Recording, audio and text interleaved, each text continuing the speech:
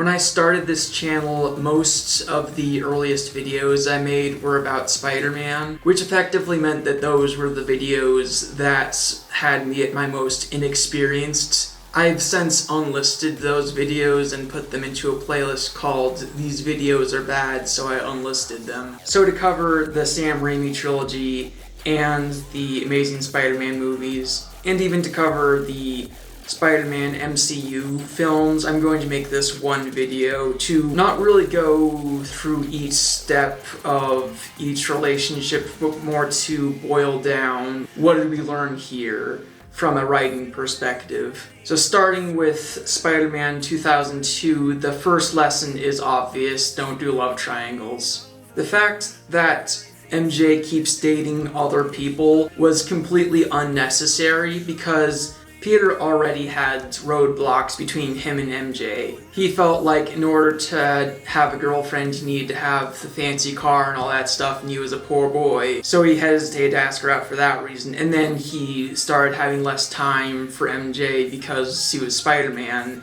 So the fact that she's dating other people as an excuse to not date him is just not providing anything helpful. But on the opposite end of it, it is a huge detriment and a poor light to shine on the relationship, because there's that scene in Spider-Man 1 where he beats off those hooligans and then they kiss afterward, but you have in the back of your mind she's dating Harry. You should be able to just enjoy the romantic scene, but it's complicated by the fact that she's doing something so morally reprehensible. That was also a huge detriment to Harry's character, because he's supposed to be Peter's friend, and there's supposed to be this heartbreaking rift that comes between them.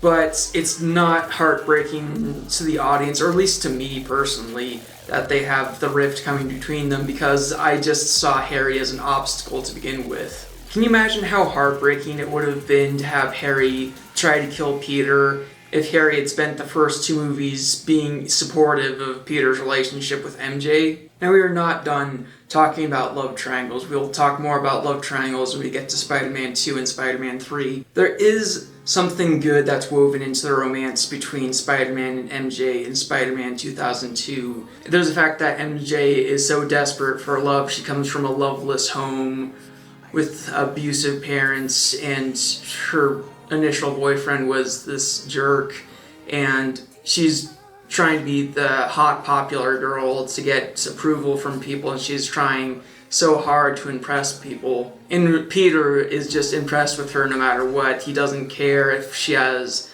a fancy job or not. He is supportive of MJ when she has a waitress job instead of something glamorous. That's nothing to be embarrassed about. You think it was low or something? That's not low. You have a job. Thanks, Pete. So he makes her feel good about herself even when he sees her at her worst, but that's sort of hampered by the love triangle aspect, because why is he so impressed with someone who would openly cheat on Harry?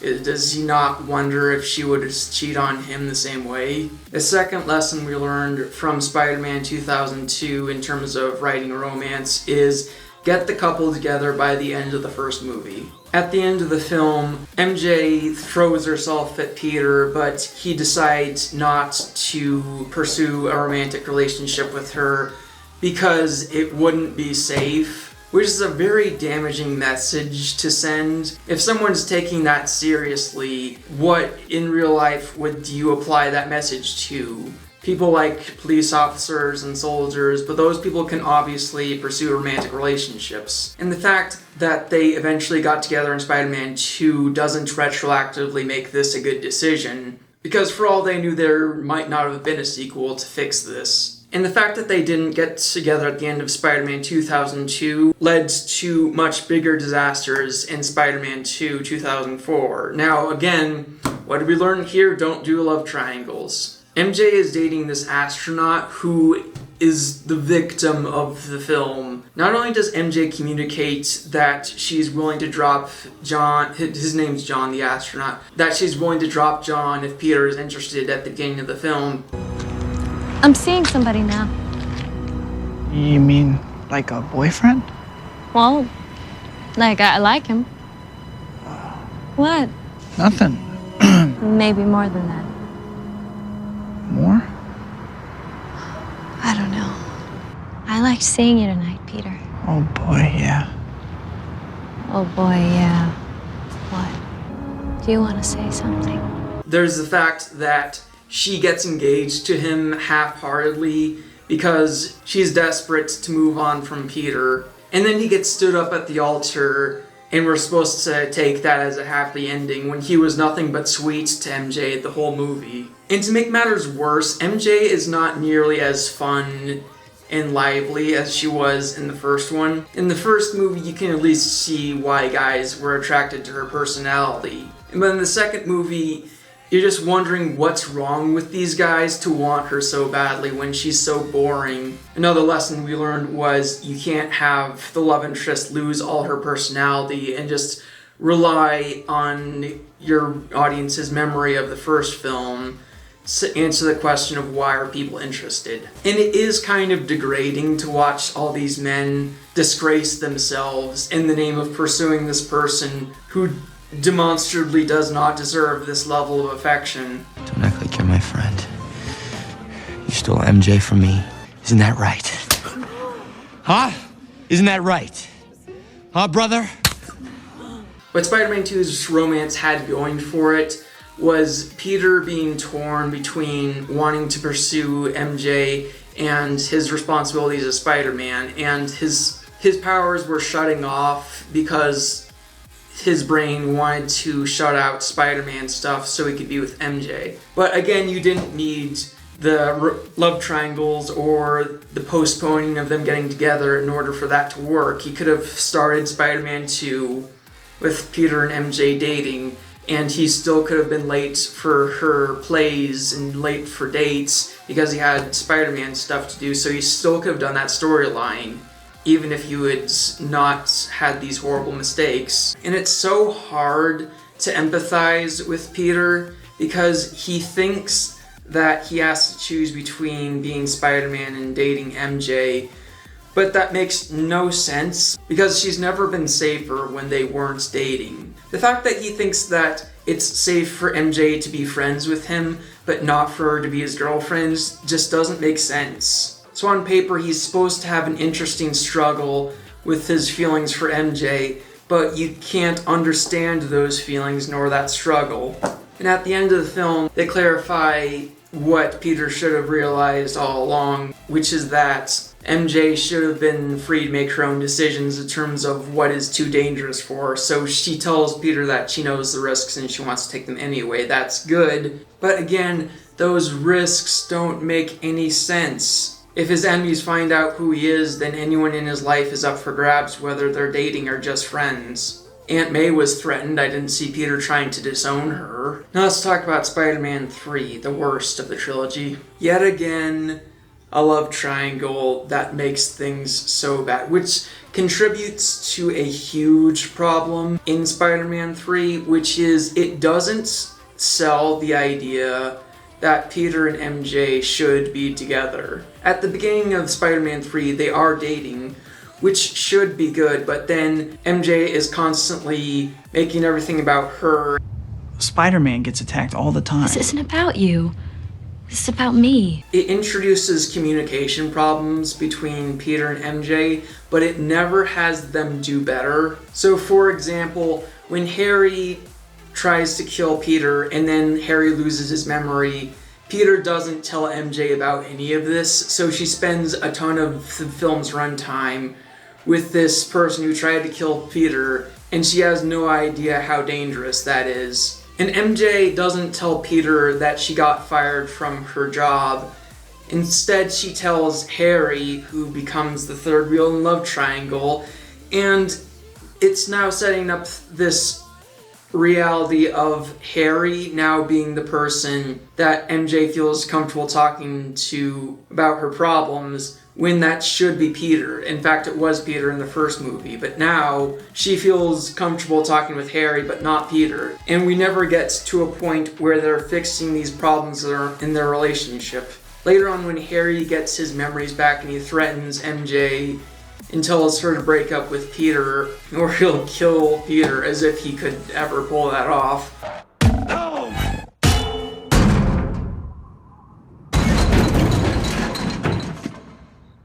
She should have told Peter what was going on, but she didn't, and they break up, which obviously could have been avoided if she had just told him the truth. But they don't communicate like that, and they never do, because they spend the most...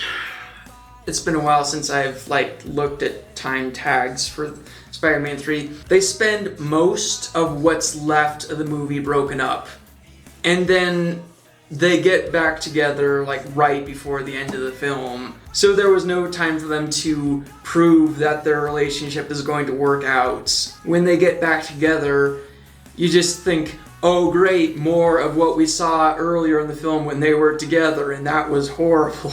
And to make matters worse, MJ is super hypocritical with Peter, and she's unlikable except for when she's around Harry, at which point she's allowed to have her fun personality from the first movie back again. She is upset with Peter for kissing Gwen on the stage when they're having that Spider-Man celebration. And the irony is palpable because she kissed Peter when she was dating Harry, so she has and that was when they were alone and not just trying to appease an audience. So the fact that she's allowed to cheat on Harry but Peter is not allowed to give the crowd a kiss is the ultimate insult. That was our kiss.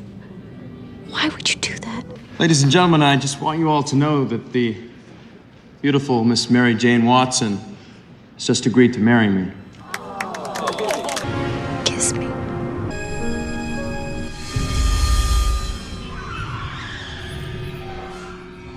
And there is a point in the film where I think she was realizing that she had all these double standards, and she was giving Peter a hard time for doing all the things that she had been doing herself. But it seemed like that was just in her head as she was listening to Peter on the answering machine, and she doesn't get to talk to him after that until it's time for their forced breakup, and then they just aren't together until the end of the movie. I didn't even realize that might have been going through her head until years later. Now let's talk about the Amazing Spider-Man movies.